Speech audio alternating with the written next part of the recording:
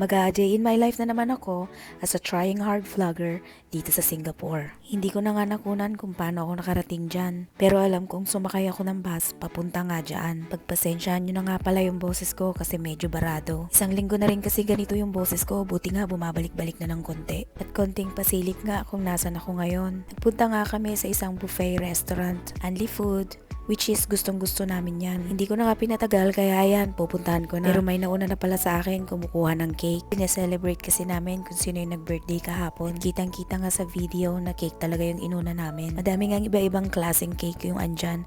Pero yung pinaka-paborito namin, wala ngayon. Ayan nga, sabi ko sa kanya, picturean kita. At nag-move on ako kaagad papunta sa mga pagkain. Kitang-kita na may pagkain, tapos kung ano-ano na lang, may mga itlog, ganun. At dyan, may kanin na naman. Yan, kitang-kita nyo naman. Parang ang bilis naman ng video. Sa side naman na ito, yung parang mga pang breakfast. Mga waffle, mga steak. Ano ba yung mga yan? Mga hot dogs.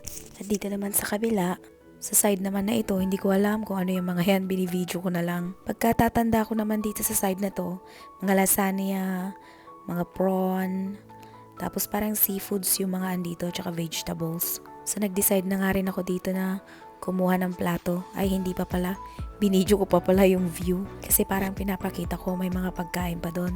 Mga lugaw-lugaw at tsaka mga pasta yata. So sa part na ito, dito na nga yata yung kukuha ako ng plato para kumuha na rin ng sarili kong pagkain. Nahirapan din ako mag-decide kung anong uunahin ko. Pero napag-desisyonan ko na lang din. Total hindi na rin ako kumain ng almusal. Pang breakfast na lang din ng mga kinuha ko muna. Ito nga yung pang first batch ko para hindi naman halatang patay gutom. So ayan nga, nilagay ko sa table. Akala ko ako na yung unang nakakuha ng pagkain. Hindi pala. So ayan, kinuhanan ko konti. Tapos yung view, konting picture-picture at video-video nga dyan. Tapos after nyan, nag-decide nga kami na lumipat ng upuan para sa mas malapit sa pagkain para hindi halatang pabalik-balik. Naubos na pala namin yung first batch dyan, ang bilis namin kumain din. So ayan nga, kumukuha na naman yata ako ng pagkain dyan kasi naubos ko na yung una kong nasandok kanina.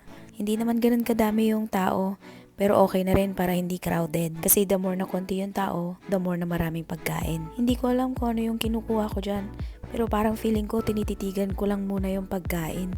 Undecided pa ako dyan kung kukuha ba ako o hindi.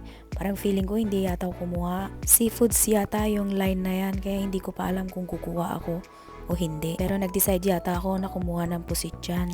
5 piraso kasi 5 favorite number ko. After dyan, hindi ko alam kung ano yung next na kinuha ako. Not feeling well konti dyan kaya hindi rin ako napakain ng madami. So I just decided na maglakad lang muna at hanapin ko ano yung pagkain na gusto ko.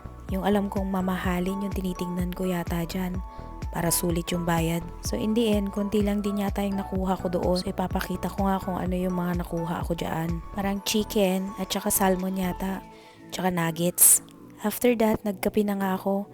Pero the more ako nagkakape, the more ako inaantok dyan sa part na yan. Naka 3 cups yata ako ng kape dyan. Antok na antok ako. Medyo natawa nga ako at inubo ako doon. First time nangyari na nakatatlong tasa ako ng kape dyan. Ang pinagtataka ko, sobrang antok na ako dyan.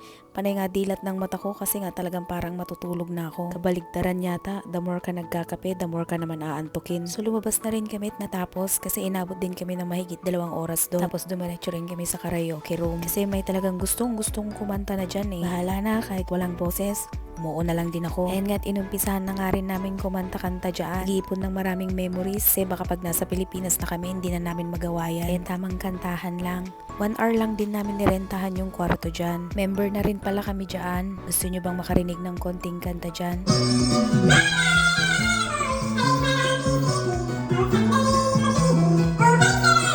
Ayos na yung konting patikim na yon. Hindi kasi namin masyadong nire-reveal kung ano yung boses namin talaga. Mahirap nang mawalan ng trabaho yung mga totoong singers dahil sa amin. Kaya mas minabuti na lang namin i-quiet muna. Masaya na kami na yung boses namin. Kami-kami lang din yung nakakarinig. Ayaw din kasi namin may ibang makarinig kasi baka lamigin kayo sa sobrang lamig ng boses. Kasi ako sobrang ginaw na sa boses ng katabi ko dito eh. At yan lamang po. Maraming salamat. Thank you for watching.